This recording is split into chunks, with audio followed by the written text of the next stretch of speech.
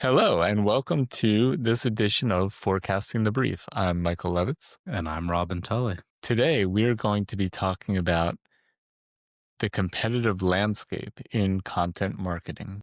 Yes, competitive landscape is something we've been thinking about a lot recently at Forecasting. We often think about this kind of game theory approach to marketing, and one of the most important elements of any game theory approach is who are your competitors and what actions are they taking? So, when forecasting started, we primarily focused on understanding what a brand had said in the past and what it wanted to say, and then what was being said in news, social, and search trends. And this was really the first year of focus. It was kind of threading that needle of kind of where the conversation was in the industry, publications, blog posts, research reports, where there was informal conversation happening in social, and then kind of threading that needle and finding the intersection of where a brand was sitting in there in terms of what they had said in the past, and then what their opportunity area was, places where they had some permission to have authority to own. And that's where we spent year one. Robin, anything you want to comment on there? No, I think we just had the baseline belief that there was this audience culture, there was this zeitgeist of communication that would be preeminent in like the news trends and the SEO volume and the social conversations. And we just kind of had a belief that as those trends emerged, if a brand kind of had parity with those, they would rise and succeed attached to kind of the market value of these topics. But it was a little bit of kind of a pure, just like there is the total value of these topics and you should kind of track onto them without regard of kind of anything else that's really happening around you or with your competitors. And that took us pretty far. I think we were both happily surprised with how much insight we could glean just by looking at those four primary sources, news, social, search, and then a brand's own website. Just by kind of processing the volume of publications and social posts that were happening in a particular space, we could really identify kind of, where the center of gravity of the conversation was in a given week, and also kind of where it was going. And I think, we were generally pretty impressed, even whether it was kind of a more mass market kind of topic or a more niche topic, we were generally able to really put a brand's content strategy, where it needed to be, and often in a place where it wouldn't have gone without our predictions. I think it was attached to trying to provide a tool for marketers' current workflows as well. Like they are currently doing research. They are currently wishing that they could do all of this kind of research. And if we can automate that level of research for them and hand it to them every Monday on a silver platter, then that just kind of solves a current pain point that they have, a known problem of just the kind of time expense of doing this kind of research. But as we kind of got further along and started thinking about what more could be put into it, I think one of the things that emerged as powerful is this competitor analysis, this competitor landscaping, where with knowing what the conversation is talking about and with knowing what the brand is currently talking about, if we can add in that kind of third element of the triangle of what are your competitors talking about, well, now you really start getting something that fundamentally was unavailable before. And I think that's one of the blessings and curses of data, is that you're never satisfied. You only have more questions. You get the thing you want, and then you realize there are 3 new questions you didn't even know to ask before that.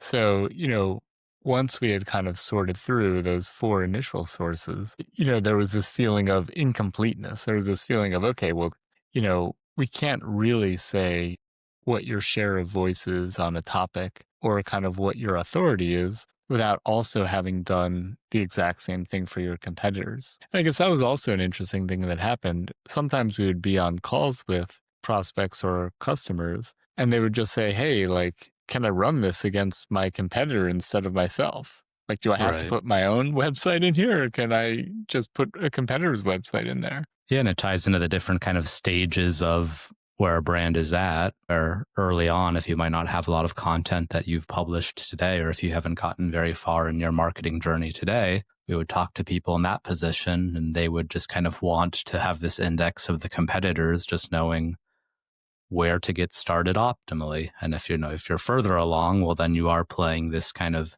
marketing battle against your competitors, but at all the different levels, there's just kind of a different angle of why people wanted the competitive analysis. But yeah, it was interesting how it would emerge kind of at different pain points and in different aspects of customer interviews. And we've always been interested in the question of frequency because I think, there's no, just like there's no end to research. One of our initial goals was to allow you to call research done enough to write the post or the article. It's similar in terms of frequency. There's always more you can do. How do you know if you're doing too much? You're in a diminished situation of diminishing returns, or you're doing the right amount. We get these kind of questions from customers, and I think we always wanted to answer with a data, oriented answer. It's not a gut feel. It's, what actually is the number we can put on frequency. So I think one of the critical inputs to answering that question is, well, what is the competitive landscape? How many articles, how many emails are being posted and sent by your competitors? And it's not to say you have to do that, but it is to say that that is kind of an important input for deciding what your frequency should be. If you do not take action, this is what will happen around you. Yeah. And, if you're in a space where people are publishing one blog post a month and your goal is really to command some share of voice, you may say, okay, I'm going to start with 2 or 3. And, that may be totally sufficient. If you're in a space where people are just prolifically pumping stuff out and you do that same number, you just have way less chance of having that content move the needle. So I think, getting to the frequency answer was one of the key aspects of why we moved into competitive. And I'd say the other one was, we've always loved this idea of an editorial calendar. I think because, it gives actual data around kind of what's happened in the past and what's going to happen in the future. And one of the things we got really interested was, can we reverse engineer everyone else's editorial calendar to then, I don't want to make my editorial calendar until I've seen yours. Or like once I make it, I want to be able to adjust it. And I think we're both board game players, and there was a very board game aspect to, kind of preparing our editorial calendars and then wanting to see everyone else's cards. Well, I think one of the things that becomes interesting too with the competitive analysis at scale is the ability to determine kind of below the surface level of how many blog posts and just the frequency, also to get into the kind of roles that these blog posts are playing for your competitors' market approach and knowing which topics are your competitors talking about and being able to get a little bit more of like, yes, you can see the hands they're playing by the blog posts they're sending out, but trying to dig a little bit more into what is the intention of the competitors and, what is the kind of strategy that they're taking? Are they making a lot of blog posts that are educational? Are they making a lot of blog posts that are product highlights? Just any of these things that can kind of help navigate the actual strategic intention of them. And, I come from the agency background where we're great at doing competitive analysis, but you can torture the data to make it say whatever you want to. You're looking to find these nuggets as opposed to, I'm going to look at every single blog post that was published in a year. And I'm going to actually analyze that from a data perspective and say, these are the topics covered. This is the type of, post it was, as opposed to what we would do on the agency side was really just looking for kind of, what were these emotional things? What were these, kind of big moments that we're telling? And while that's, valid and really interesting, it's a very different thing to actually just record every single email or every single blog post and then kind of let that tell the data story of what it really was saying. Yeah, we've talked about how even for your own kind of campaigns that you're sending out, it can be hard to remember what you talked about in the past. And it can be hard to look at that in a kind of an unbiased way. And both of those things get even harder with your competitors, right? And knowing kind of what your competitors are saying. And sure, you can kind of cherry pick a few anecdotes off of the last 2 emails they've sent in the last month. But to get that actual kind of full roadmap that you're talking about of, well, here's a fairly unbiased, unemotional assessment of what the competitor is doing over the last year, kind of devoid of any sort of current bias that I might have about the competitor, becomes pretty powerful. So being board game players, we thought of this competitive analysis and really the content publishing as a turn-based game. You as a brand have these moments where you're publishing a blog post, you're sending an email, and it's easy to kind of see it only through the lens of what you're doing. But the reality is a customer's inbox, a customer's notifications generally have notifications from several different brands, all in the same space. And they're getting information from competitors, they're getting information from industry experts, Gartner, et cetera. And we wanted to kind of map all of that out so that we could strategically kind of place our bets or take our turn and understand, almost as though we're sitting around a table and the turns are going around, where we sit within that play. I think I think there's kind of two elements to it. So one is both where you sit in terms of the play, and the second is kind of understanding the likelihood that your opponent will take an action and what their intention is. Like if we look at chess, right? And you can say like, all right, I'm going to spend some time learning the openings, and I'm going to learn the Caro-Kann and the Sicilian and all of that, and I'm going to get pretty good at those, and I'm going to have those in my tool belt for how I play this game moving ahead. That'll get you pretty far. And then at a certain level, you need to start trying to understand, well, what are the openings that your opponent is likely to play with, in terms of like, at this skill level, people make this kind of play. And also, well, at a certain like heightened level, what is this specific opponent like to play? What opening does Magnus Carlsen play? And Magnus Carlsen will kind of always bust the openings just to not allow people to do that. That's a side note.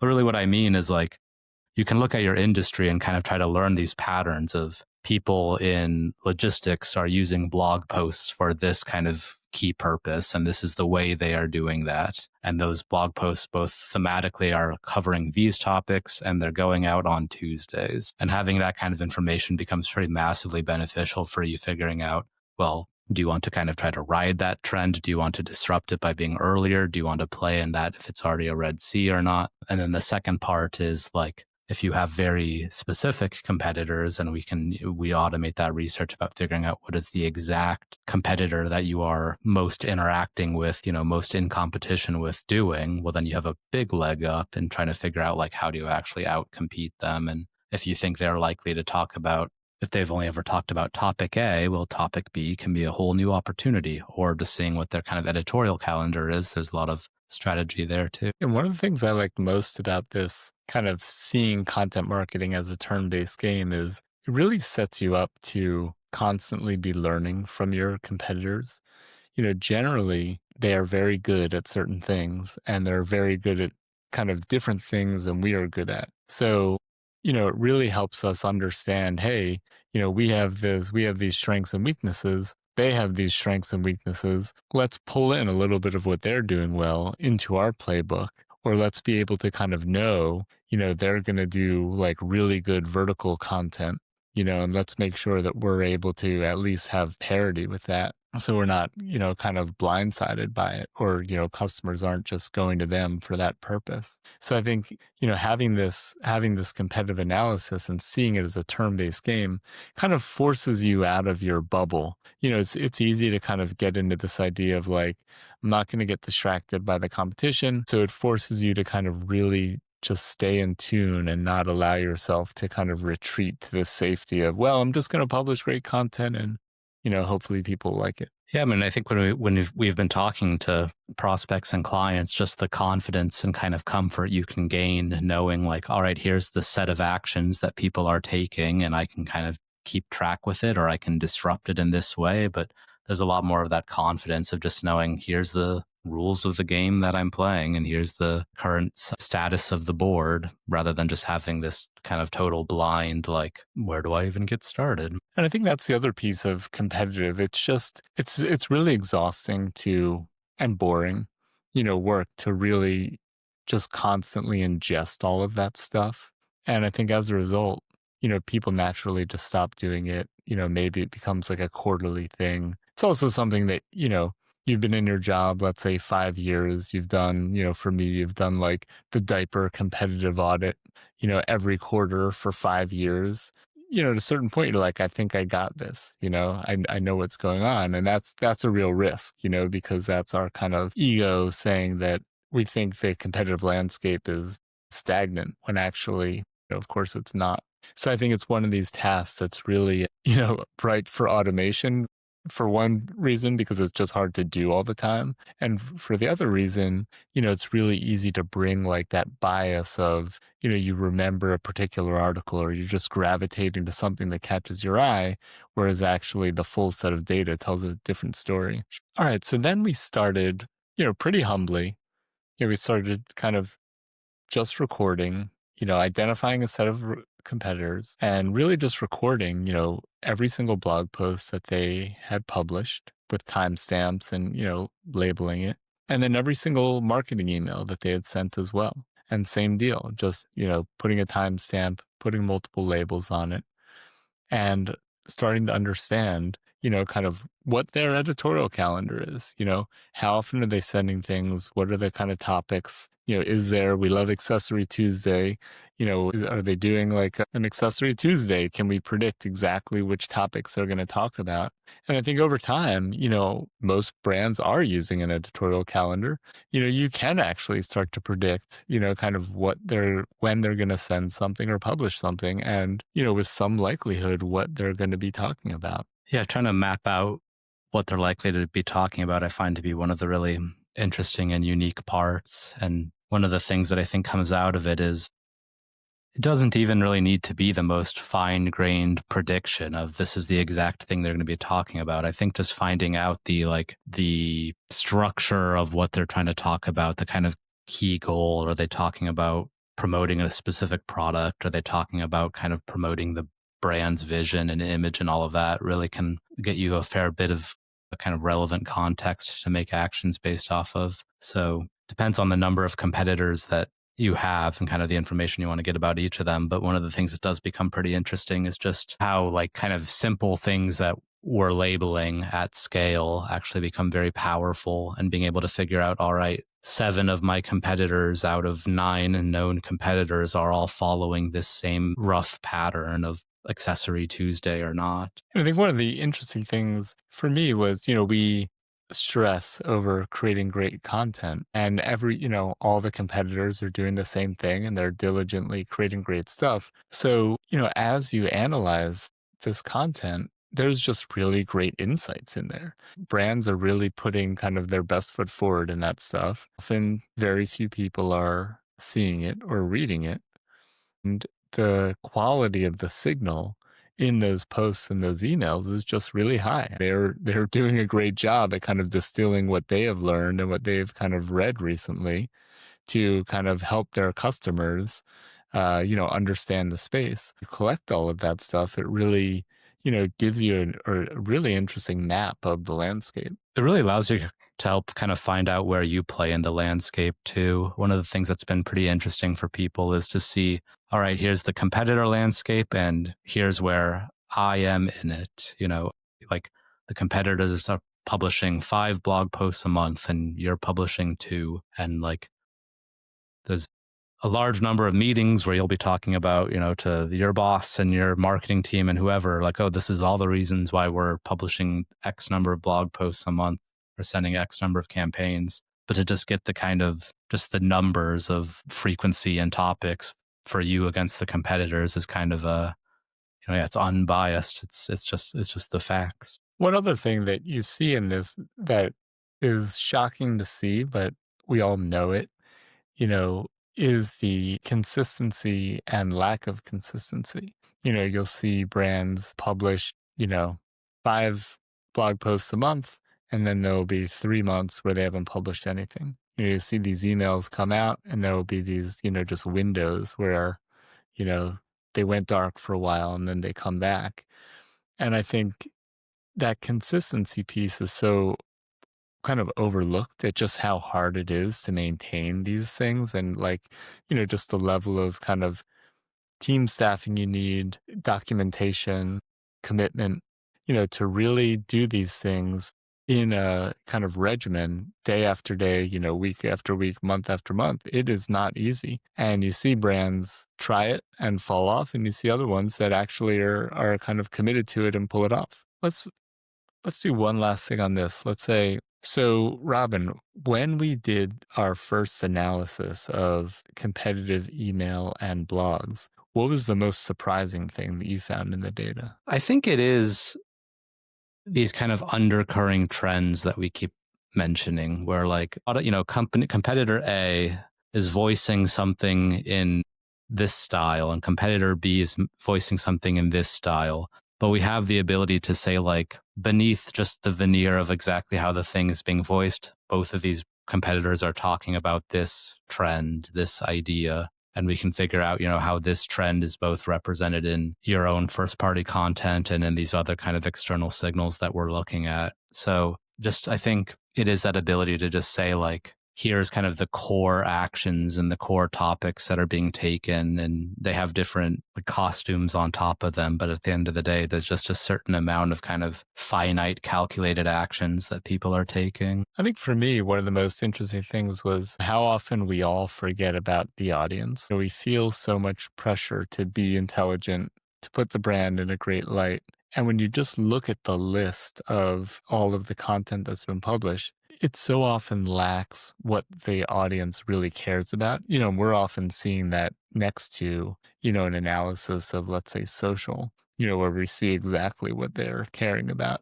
And there'll be these kind of large gaps often where you're even taking a topic that could be super fun, like being a new parent, and just kind of losing the fun of it, because you get in this mode of like, I have to be smart, I have to write something, it has to be professional, that kind of thing. And you just lose the connection to, oh, wait, people are actually reading this because like they want to have kind of some guidance. They want a kindred spirit. They want someone who's going to kind of, be an expert in the thing that they're kind of glancingly, kind of needing to know more about. Yeah. So it was a nice wake up call. I always feel like the best way for me to kind of stop doing something is to see someone else doing the thing I want to stop. I'm like, oh man, I do that. Like once I see someone else do it, it really like motivates me to, because I look at them and I'm like, that is me. Yeah, I mean, it's just like it's if you don't believe you have competitors or if you don't look at the audience, you can just kind of stand there steady and still and like nothing will happen and nothing will change. But both in terms of like bringing the fun of it back into it, there is just the kind of bringing the victory back into it, bringing like the competitive edge of just like, well, if we do better than our competitors at valuable things, we will win, we will do better. The other really amazing thing, and this is kind of like Captain Obvious, but it's something I don't know that I've ever actually done before, is I use, diapers as an example because I'm not working on them anymore. We ran competitive analysis and it forced us to see all of our emails in the inbox surrounded by our competitors' emails. Normally you're just seeing, you're in like Klaviyo or whatever, and you're seeing all of your emails with engagement rates. Seeing all of your competitors' emails around yours was super interesting and kind of, just kind of shows you how hard it is to break through and how most likely your, customer, your prospect is kind of has this inbox where you're just, one of many. Right. Yeah, and there's a lot of like the context of just, well, if they see this one thing amongst the sea of all these others, how does it actually stand out? Yeah.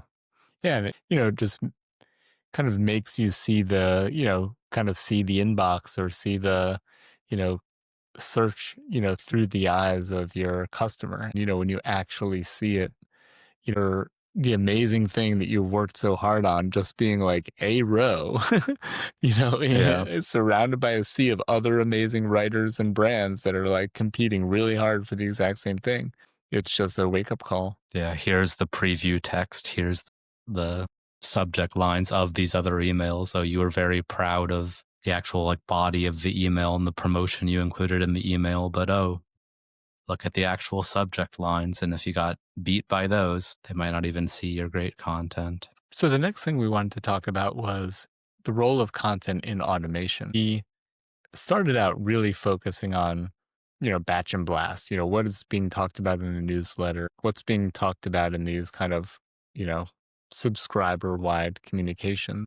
And then as we got more into it, we started digging into triggers or automations where there are these, flows or journeys that are evolving over time and often context relevant things. And this is a place where often these get, they get set up and you never know exactly how they're going to go or, when they're going to trigger. So the content is often like fairly generic and can get left for dead. You can have some of these automations that are just a year old, 2 years old, and nobody's looked at them, since they've originally been set up. Yeah. And it's interesting, yeah, to think about like, well, what has changed in the last 2 years since this thing was set up? And like, there's always going to be some kind of narrative voicing to any of these things. So it's still going to be relevant to have good topics, good experiences, good permutations of how you're kind of addressing the like steps of the automation and the topics and how they play in together into kind of the different steps of the automation. Yeah, when someone,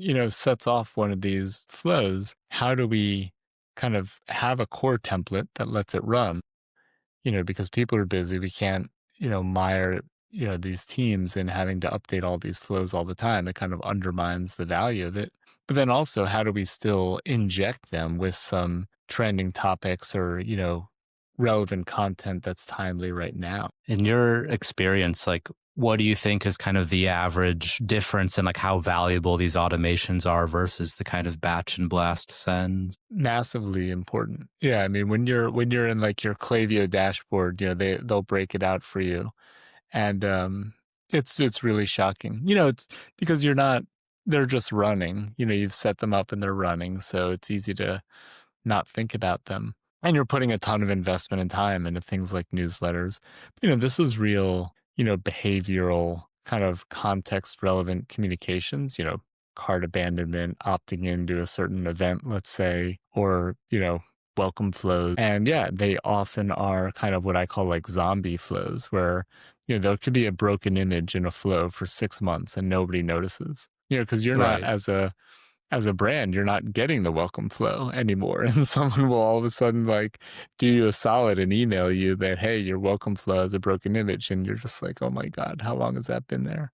So the value is really huge. The fact that you're reacting to something a customer has actually done is incredibly valuable. And you can make all kinds of inferences and curate great stuff for them. But it's often done in an intentionally generic way because nobody wants to manage these flows all the time. And I think one of the big things we spoke about in a previous episode was kind of the value of these like behavior based signals, and these automation chains are very often valuable sources of that kind of behavior based data. So there are some tools now, there are great tools that will allow you to inject dynamic content into those flows. But then the same problem kind of comes up, which is the one we're focused on, which is, but what do I say? And who do I trust? When you're injecting dynamic content into a flow, now what you're basically saying is like, nobody is going to review that before it goes out, right? And that's not a comfortable space to be in. And the next question is, well, like, how are we deciding what we want to say in those things? And I think that's where we come in because we want to base what we're saying on observable data that we can actually control, as opposed to, just an LLM that's kind of making a decision in the moment. Yeah. We don't really want to ostracize the end reader of the email with some mistaken identity. The other interesting aspect of getting involved in the automation flows is using data to optimize the flows. What are the right messages that we have to play with? How do we kind of set a, wide variety of messages to choose from and then analyze that and hone in on the best messages? And then, what's the order that those messages should appear in? Yeah, it becomes pretty interesting to think about ultimately what KPI you're trying to drive and where can it take place in this chain. So like we can see a position where if there's a 3-part automation flow, well, the kind of the conversion rate throughout the whole flow can be kind of a different thing than the conversion rate in a different order after the first email of the chain.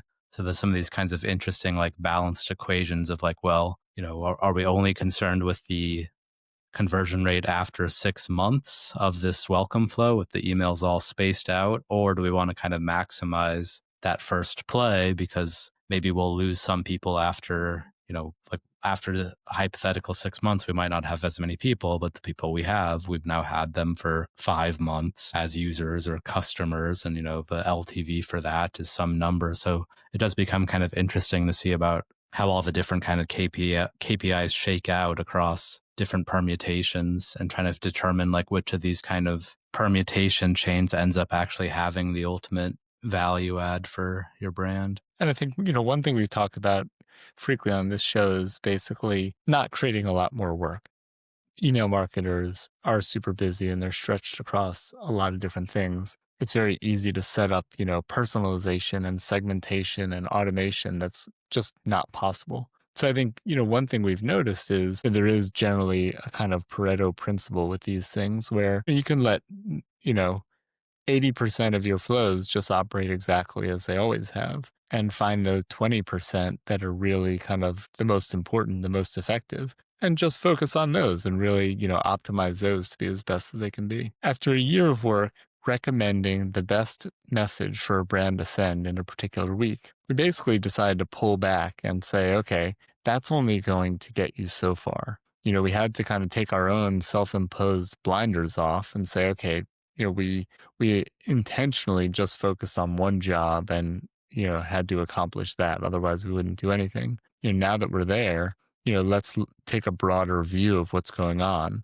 and see kind of, what other signals can we pull in to understand where a brand is sitting within its competition. And then also, going down from batch and blast, how can we get into some of these automation flows and inform those with important topics? Yeah, I think just what you said, we spent a year doing this and then we got tapped on the shoulder and we looked who it was, and it was the competitors sending emails, and how that impacts your own actions. So I think two things you can do in a lo-fi way straight off the bat.